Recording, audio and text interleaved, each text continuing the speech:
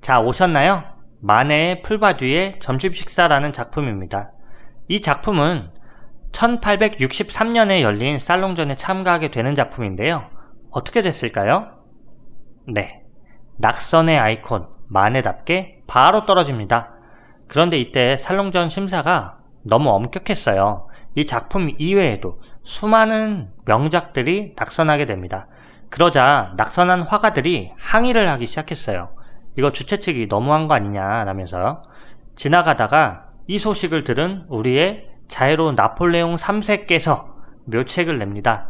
낙선한 화가들의 마음은 이해하지만 그렇다고 해서 심사위원들의 그런 판단도 무시하고 전부 당선시켜 줄 수도 없으니 낙선한 화가들 너네 작품만 따로 모아서 한번 전시해 줄게 라는 겁니다.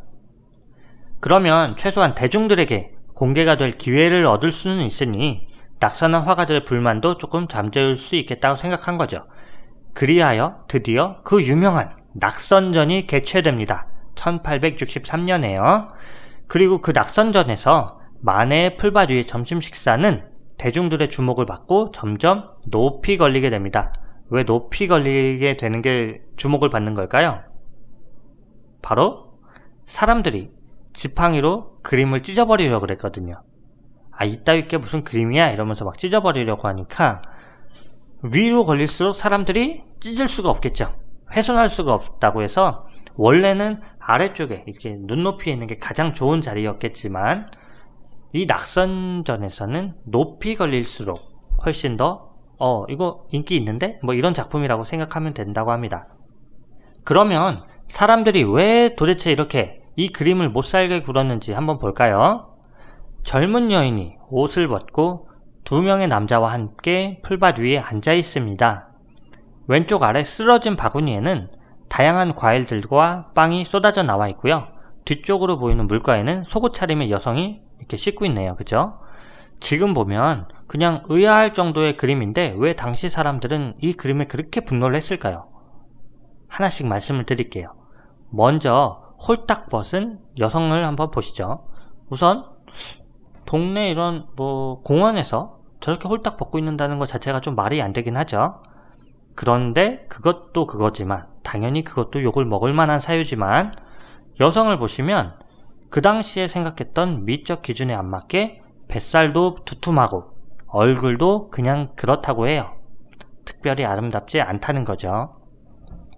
사실 이 여성은 빅토린 웨랑이라고 하는 마네의 단골 모델이라고 합니다.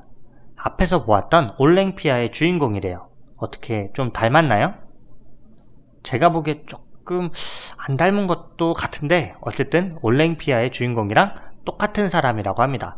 원래 이 당시에는 누드로 그릴 거면 신화 속 여성이나 여신이나 역사의 중요한 인물들에게만 허락된 것이었거든요. 비너스처럼 말이에요. 그런데 마네는 신화 속 여성도 아닌 그냥 자기 모델을 누드로 표현한 거예요. 당시에는 이것이 굉장히 외설적으로 받아들여졌다고 해요. 게다가 남자들 옷차림 한번 보세요. 남자들은 또 굉장히 잘 빼입었죠. 웃깁니다. 옆에 여자는 홀딱 벗겨놓고 자기들은 굉장히 잘 빼입었어요. 이게 당시의 부르주아를 상징한다는 겁니다. 부르주아 둘과 헐벗은 여성이 풀밭 위에 있어요. 이게 뭘 뜻하겠어요? 바로 매춘입니다. 게다가 올랭피아처럼 이 그림의 여주인공 역시 관객을 당당하게 또 응시를 하고 있어요. 조금 부끄러운 기색도 안 내보이죠? 그냥 옷 벗고 보라면 봐. 뭐 이런 느낌입니다. 여기에서 사람들이 굉장히 불쾌감을 느꼈다고 해요. 아름답지도 않으면서 인간인 주제에 홀딱 벗은 자기 몸을 부끄럽지도 않게 관객을 응시하면서 보고 있는 거죠. 게다가 뒤에 있는 여성도 여성 오른쪽에 있는 배 있죠. 그 배랑 한번 비교를 해보시면 원근법에 맞지 않게 너무 여자가 좀 크다고 합니다. 그러고 보니까 크죠. 그죠? 배가 저만한데 여자가 너무 커. 뭐 이런 느낌이 좀 듭니다. 즉 당시 대중들에게는 이 그림은 퇴폐적인 데다가 기법적으로도 아주 미숙하기 짝이 없는 그런 졸작으로 보였던 겁니다. 덧붙여서 파리의 부르주아 남자들의 지저분한 사생활을 폭로하고 있는 것처럼 여겨졌으니까 당시 사람들이 보기에는 좀 문제작이다, 이거 좀 불편하다, 이렇게 생각을 했던 거죠. 그렇다면 마네는 왜 이런 그림을 그렸던 걸까요?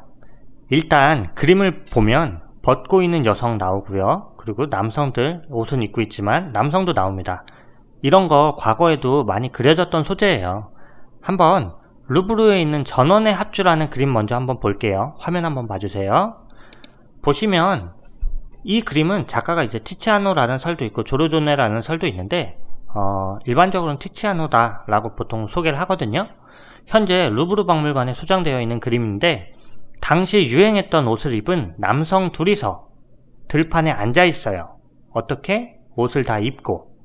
그런데 한 명은 류트라고 기타처럼 생긴 악기를 연주하고 있고, 다른 한 명은 그를 바라보고 있죠. 그리고 그 주변으로 플루트를 들고 있는 나체의 여성과 똑같이 나체로 물을 깃는 여성이 있어요. 마네는 이 르네상스 시대의 그림을 보고서 그 소재 그대로 배경만 당시의 프랑스로 옮겨서 그림을 그린 겁니다. 그리고 처음에 이 그림을 연구하던 사람들은 저 손모양에, 지금 남자의 손모양 한번 보시면요, 오른쪽에 약간 누운 듯이 있는 남자요. 손모양을 보시면 뭔가 좀 어색하다 라고 해서 저 손모양에 어떤 숨겨진 의미가 있는 게 아닐까 라고 많이 생각을 했었대요.